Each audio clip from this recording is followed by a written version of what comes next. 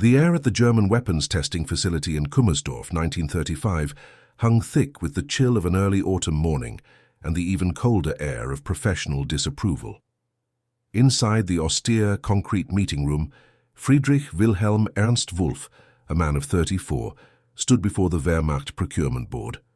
His presentation, a meticulously detailed blueprint for an 80 mm anti-aircraft gun, lay spread across the polished table.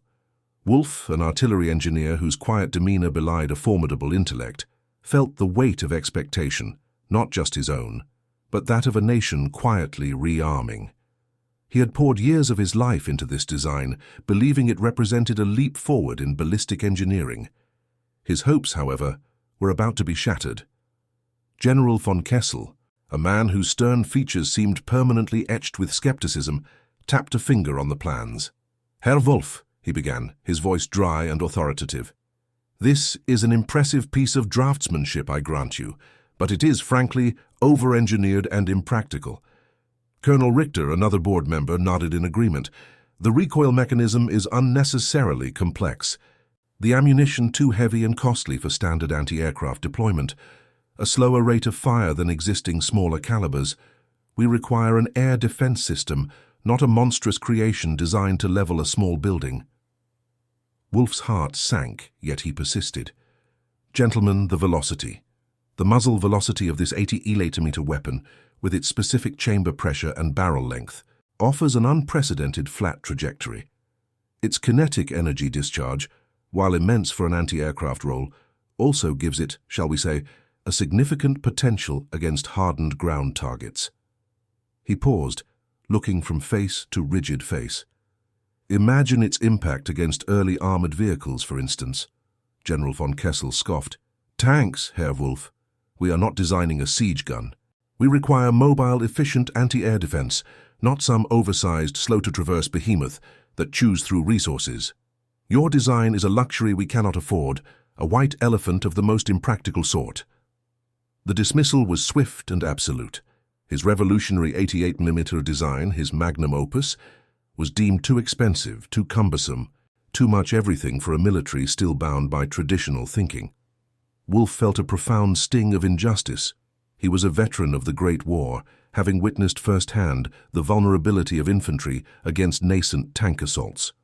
He had studied ballistics at the Technical University of Berlin, honing his craft, always striving for the next technological edge. He knew what he was talking about. This wasn't just about a blueprint. It was about his career, his reputation, and the financial security of his wife, Helene, and their young son, Karl. The thought of abandoning the design, of shelving years of tireless work, was unbearable. Before we dive into this story, drop a quick hi in the comments and tell me where you're watching from. It really helps support the channel.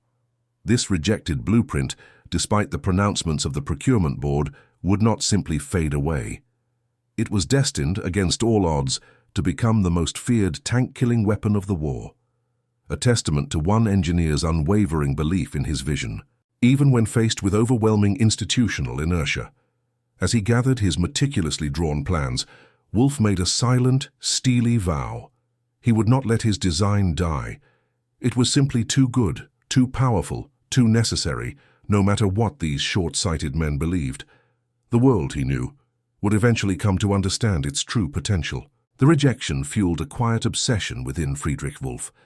Throughout 1936 and 1937, despite the official pronouncements, his 80 mm anti-aircraft gun continued to live in the clandestine corners of his workshop. He worked tirelessly, often late into the night, the glow of his drafting lamp the only illumination in his small, cluttered office.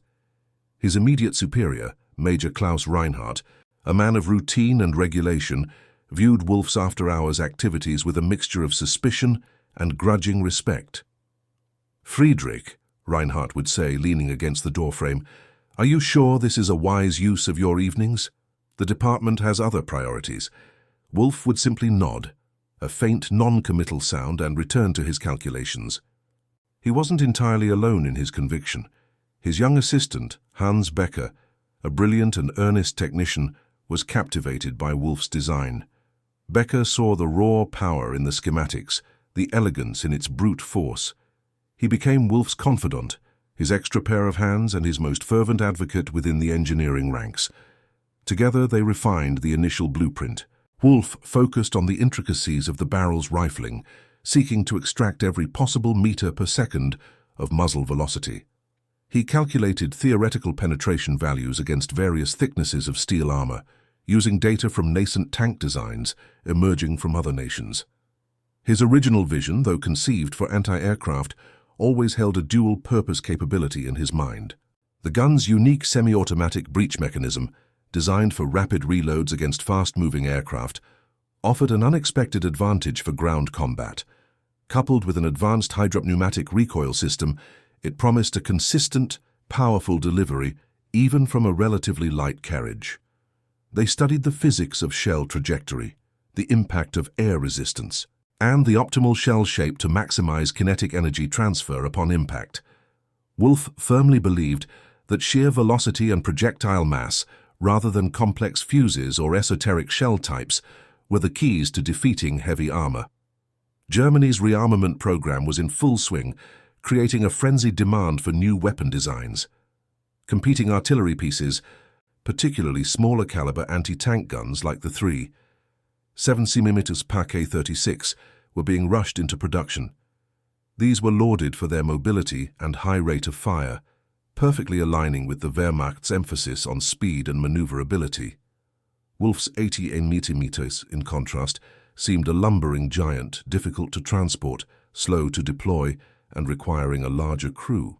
The industrial challenges were formidable: the specialized metallurgy for the high-pressure barrel, the precision engineering for the complex breech, the sheer scale of ammunition production.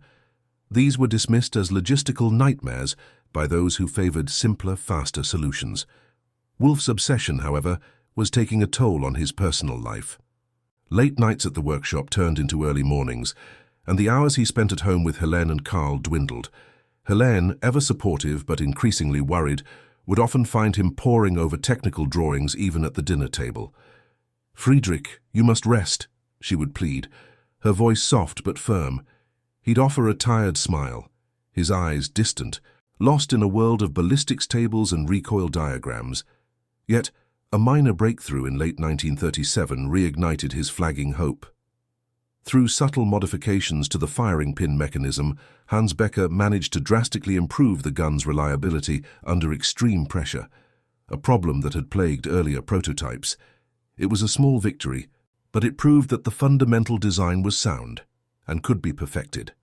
This technical triumph, achieved in secrecy, kept the dream alive, a quiet defiance against the prevailing conventional wisdom in artillery design, which favored nimble, lighter guns over Wolfe's heavy-hitting, uncompromising approach. He knew his weapon was an outlier, but he felt, with every fiber of his being, that it was the future. The year 1937, though initially bleak for Wolfe's radical design, presented an unexpected opportunity on the battlefields of Spain.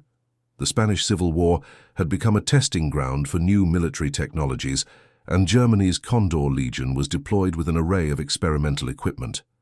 Among these were a handful of the early 88 mm guns, intended strictly for anti-aircraft duties to protect airfields and strategic locations. No one, least of all the Wehrmacht brass, anticipated their true impact on ground warfare. The dusty plains near Teruel in December of 1937 became the crucible. Republican forces, bolstered by Soviet tanks like the T-26 and BT-5, launched a determined counter-offensive. German 3.7 Pak-36 anti-tank guns, recently deployed, struggled against the relatively thick armor of these Soviet designs. Their shells often bounced harmlessly off the sloped glacis plates, creating a growing sense of panic among the German infantry. On a low ridge overlooking the advancing Republican column, an 80 mm flak battery, under the command of a seasoned veteran, Lieutenant Kroll, a composite character representing the many officers who first discovered the 88's ground potential, found itself outflanked. Anti-tank teams were being overrun. Lieutenant Werner Milders, a keen young observer attached to a nearby infantry unit, watched the unfolding disaster with growing alarm. He saw the T-26s rumble forward, their machine guns spitting fire, while the small German anti-tank guns were systematically silenced or forced to withdraw. Kroll made a desperate, unorthodox decision. "Lower the barrels, traverse to the ground, engage those tanks." The flak gunners, trained to track fast-moving aircraft, quickly adapted. The massive guns, designed to point skyward, were brought down to horizontal, their long barrels now menacingly aimed at the onrushing armor. The first shot was a thunderclap that echoed across the barren landscape. The 80mm shell struck a leading T-26 squarely in the turret. Instead of a clang or a ricochet, there was a flash of incandescent light, a sickening shriek of tearing metal, and a catastrophic explosion that blew the turret clean off the chassis. The tank instantly became a burning pyre, its tracks grinding to a halt. Another shell, then another, found their marks. The sheer kinetic energy of the 88mm round not only penetrated the armor, but often caused internal spalling and ignited the tank's fuel or ammunition. The effect was utterly devastating. The advancing Republican column, which had seemed unstoppable moments before, hesitated, then broke. Their tanks, previously impervious, were being obliterated with terrifying ease. Mulders, witnessing the destruction, felt a profound shock. He'd seen the ineffective smaller anti-tank guns, but this was different. This was total, immediate annihilation. The stench of burning oil and cordite mingled with the acrid smell of burnt flesh.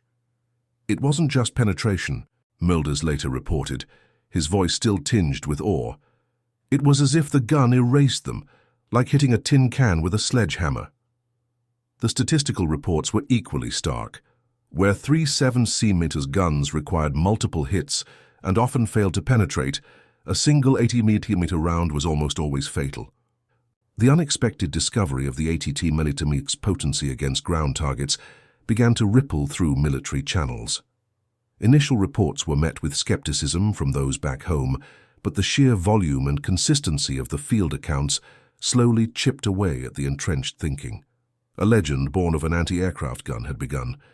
By 1938, the whispers from Spain had become undeniable reports. The 88mm gun had proven its devastating capability against ground targets. Friedrich Wolf, still toiling in the shadows, felt a glimmer of vindication. Yet, a new challenge immediately presented itself.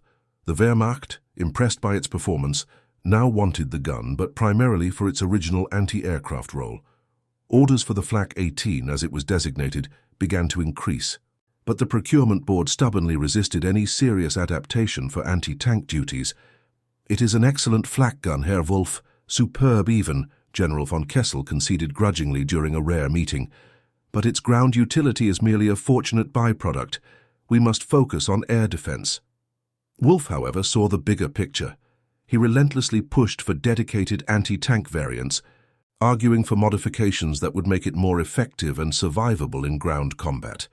He proposed lower carriages, better armor protection for the crew, and specialized sights. His repeated question, "What about the tanks?" echoed through the bureaucratic halls, often met with dismissive gestures or impatient sighs.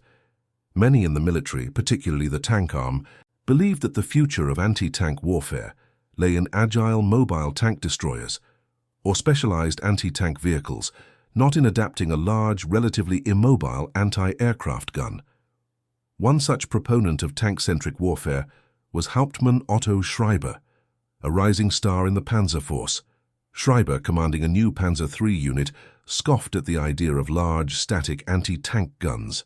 "Armor and speed are what win battles," he declared to his officers, "not some clumsy anti-aircraft gun dragged onto the battlefield." He saw the 80mm as an archaic concept, a relic of trench warfare thinking. The bureaucratic battle was fierce, a clash between competing priorities, resource allocation, and fundamentally different visions for the future of warfare. Wolf felt the strain acutely. The constant fight against institutional inertia, coupled with his ceaseless work, began to take a toll on his health. Helene noticed the deepening lines around his eyes, the increasing pallor of his skin. "Friedrich," she'd plead, "you look exhausted. This battle is draining you." He'd simply shake his head, too driven to stop. Then came September 1939, the invasion of Poland. The blitzkrieg was swift and brutal, But even in victory, early tank warfare revealed critical deficiencies. While German Panzer IVs and IIIs swept through Polish defenses, they sometimes struggled against unexpectedly resilient Polish anti-tank rifles and dedicated anti-tank guns. More importantly, intelligence reports suggested that France and Britain were developing heavier, more robust tanks. The need for a truly powerful anti-tank weapon was becoming glaringly apparent, even to the most skeptical officers.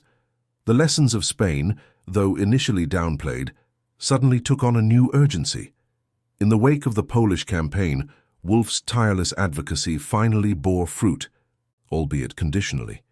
He received grudging approval for a pilot program, the development of a self-propelled tank destroyer variant based on the 88mm specifically for defensive purposes against heavily armored targets.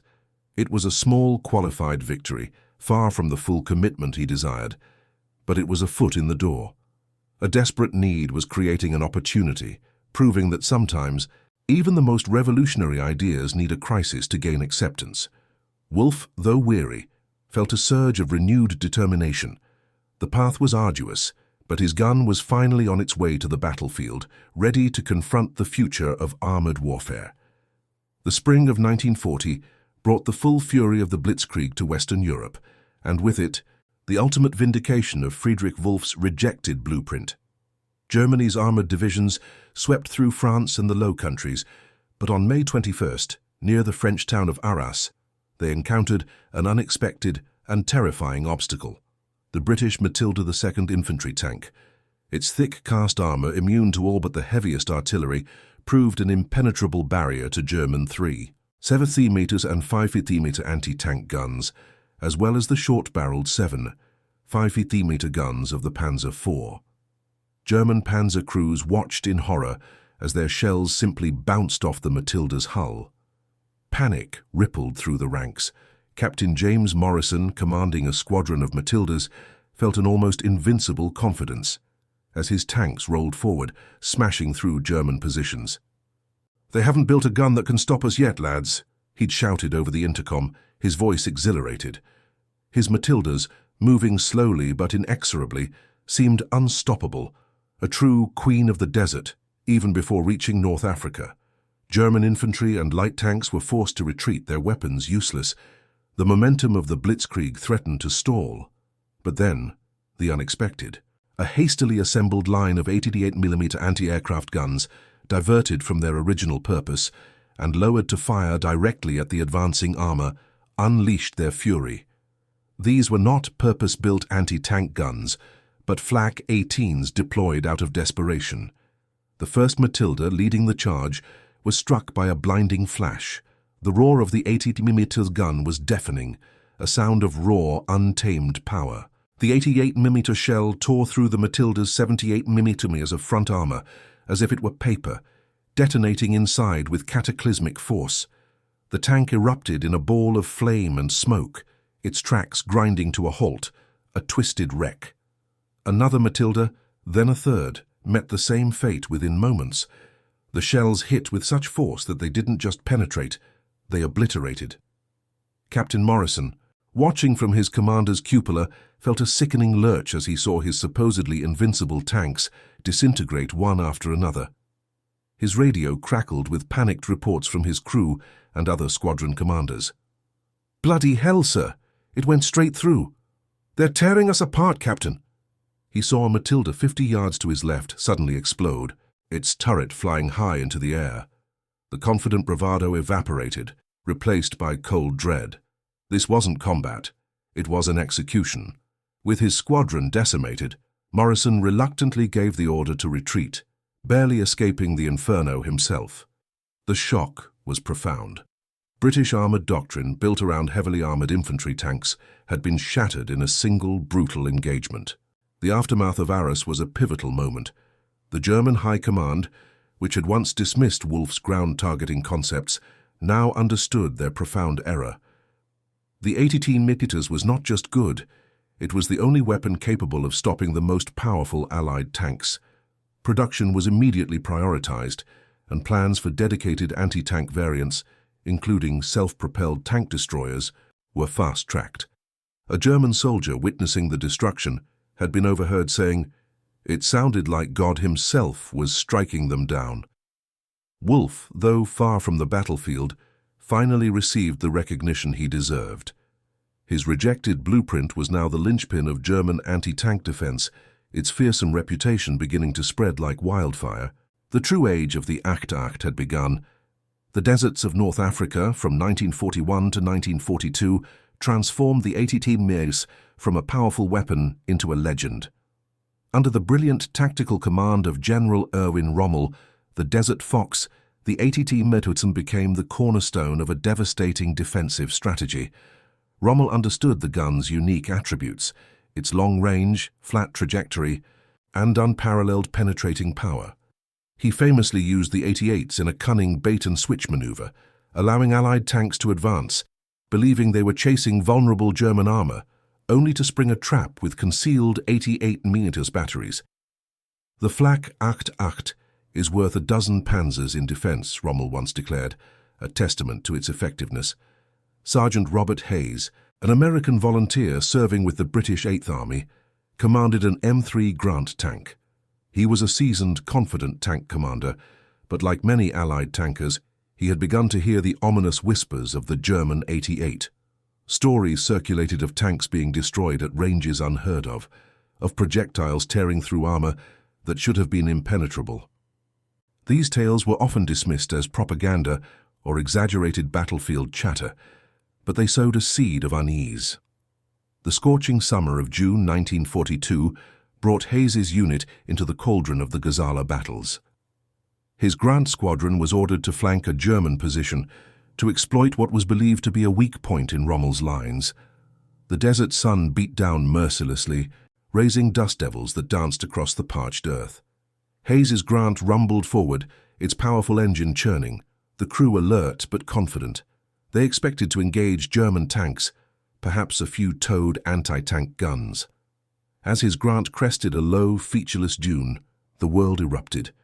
A deafening crack, distinct from any other battlefield sound, tore through the air. Hayes's gunner cried out as the tank shuddered violently. A blinding flash engulfed the interior, followed by the acrid smell of burnt propellant and the unbearable heat of tearing metal. The 88mm shell had slammed into the Grant's side armor, ripping through it with terrifying ease. Shrapnel ricocheted within the confined space, shredding flesh and equipment. The engine compartment burst into flames.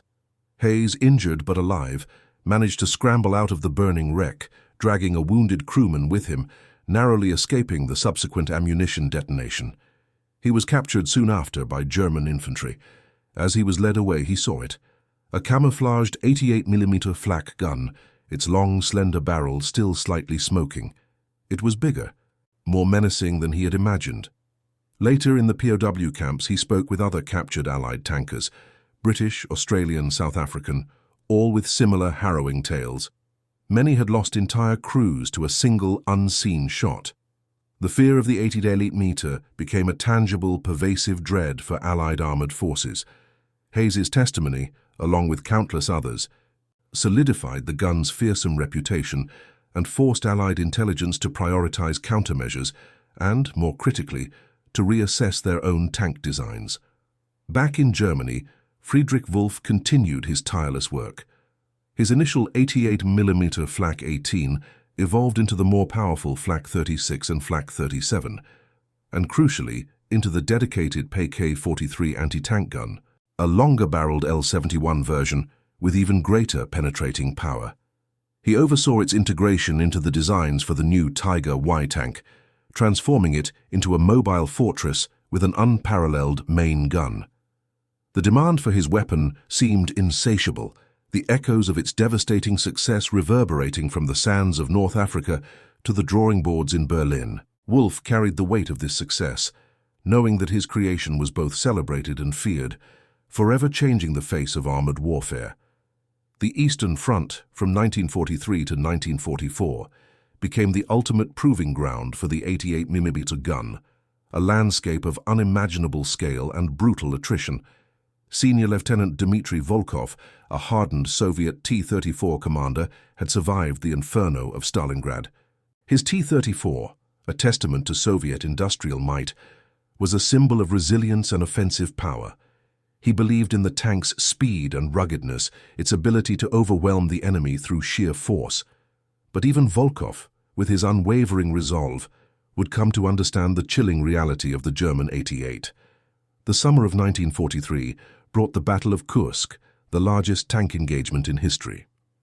Volkov's T-34 unit was part of a massive Soviet counteroffensive, pushing against entrenched German lines. As they advanced, he saw the horrifying landscape of shattered tanks, Soviet T-34s, and even heavier KVs, their turrets blown clean off, their hulls charred and twisted beyond recognition.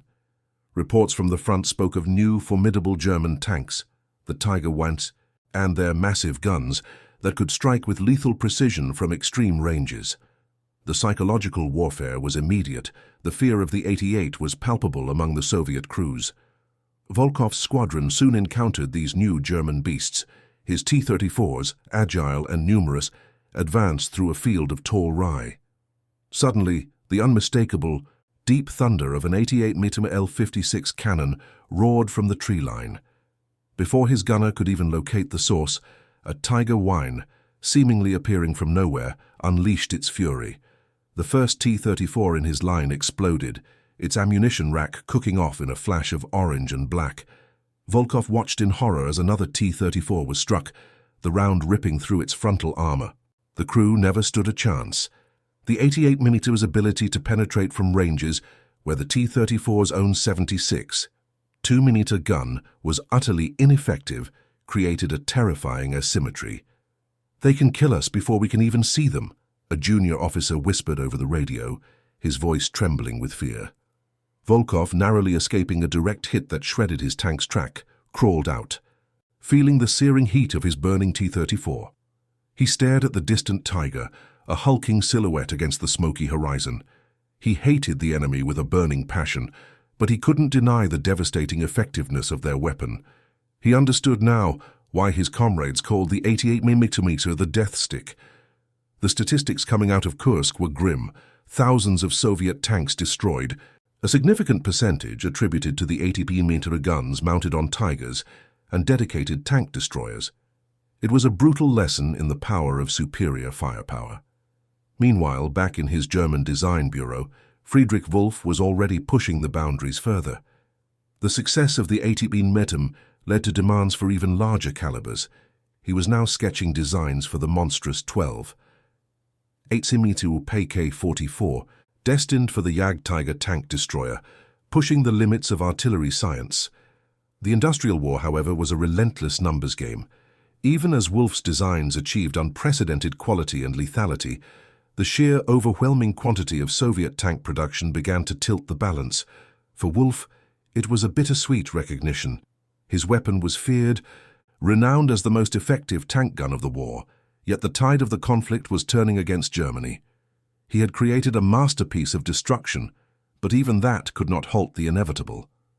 As 1944 bled into 1945, the war's end became a grim certainty. For Friedrich Wolf, the final days were a frantic blur within his design facility outside Berlin, now overshadowed by the roar of distant Allied artillery. Papers were burned, equipment hastily evacuated, and the quiet halls that once hummed with the energy of innovation now echoed with the sounds of chaos and despair.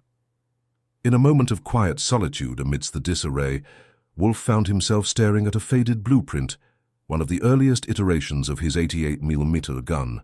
His mind drifted back to 1935, to the sterile meeting room, the dismissive faces of General von Kessel and Colonel Richter. Over-engineered and impractical, they had scoffed. A profound, melancholic reflection washed over him. His creation, born from a desire for technical perfection and a soldier's understanding of the need for effective firepower, had become an instrument of unimaginable destruction. Millions of shells fired, countless tanks destroyed, hundreds of thousands of lives lost or irrevocably altered. Did he regret it? The scientist in him had solved a formidable technical challenge, creating a weapon of unparalleled lethality. The soldier in him understood its desperate necessity in a global conflict. He felt no pride in the death it wrought, but a quiet, almost detached understanding of its purpose and impact. In the desperate final defense of Germany, 88mm guns, often mounted on static positions or worn-out desperate chassis, continued to hold the line, fighting to the last. Allied forces advancing into Germany captured countless examples of the dreaded gun, from the towed Pak-43 to the Tiger's main armament. Engineers and intelligence officers meticulously studied the designs, a mixture of awe and grim respect for its efficacy. Wolf, having survived the war, was one of many German engineers questioned by Allied intelligence. His technical expertise was too valuable to be discarded. He calmly explained the ballistics, the metallurgy, the design philosophy of his creation, his voice devoid of emotion, a mere scientific explanation of a terrible power. The 80mm Flak 18 and its subsequent variants saw total production runs into the tens of thousands, with millions of shells fired. The kills attributed to the weapon against Allied armor were immense, reshaping tank design philosophy for decades to come, ushering in an era of heavier guns and more sophisticated armor. Wolf chose a quiet life after the war, working for a civilian engineering firm, designing industrial machinery. He never spoke publicly about his wartime work, the quiet genius forever marked by the legacy of his creation. The final irony was not lost on him. The blueprint dismissed as impractical had profoundly altered the course of armored warfare. His weapon, conceived in a moment of foresight and perfected through tenacity, stood as a testament to the unforeseen consequences of innovation and the brutal calculus of war. A powerful closing image remains, a dusty, yellowed blueprint perhaps tucked away in a quiet museum archive, simply labeled 8-seater Flak 18, a silent testament to one man's vision and the terrifying power it unleashed upon the world. And that concludes our story. If you made it this far, please share your thoughts in the comments. What part of this historical account surprised you most? Don't forget to subscribe for more untold stories from World War II, and check out the video on screen for another incredible tale from history. Until next time.